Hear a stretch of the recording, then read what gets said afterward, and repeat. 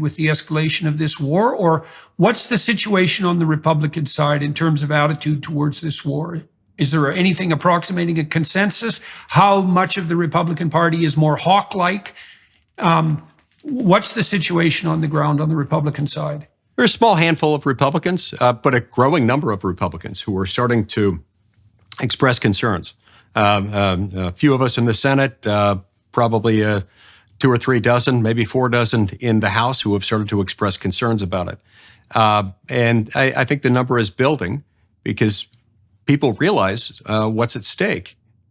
Well, what's surprising, though, Jordan, is the number of Democrats who are not raising these questions. I've got allies who I've worked with for years on the Democratic side on issues dealing with the war powers. I've teamed up with Democrats. I've teamed up with some very unlikely allies like Bernie Sanders.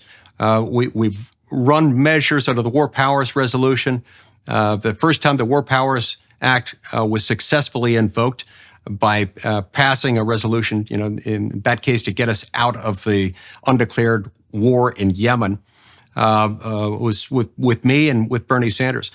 But this time around, I don't see any Democrats in the Congress, not in the House, not in the Senate, who are, at least not publicly, raising the concern, saying, hey, maybe we shouldn't be doing this.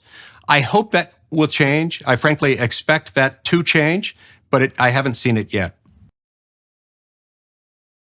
We'll be right back. First, we wanted to give you a sneak peek at Jordan's new series, Exodus.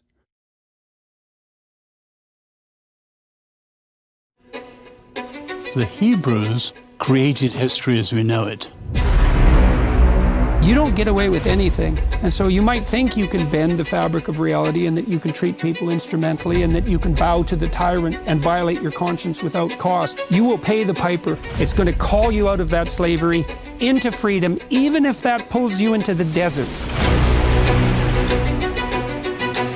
And we're going to see that there's something else going on here that is far more cosmic and deeper than what you can imagine. The highest ethical spirit to which we're beholden is presented precisely as that spirit that allies itself with the cause of freedom against tyranny. And yes, there exactly. Is that I want villains to get punished. But do you want the villains to learn before they have to pay the ultimate price? That's such a Christian question.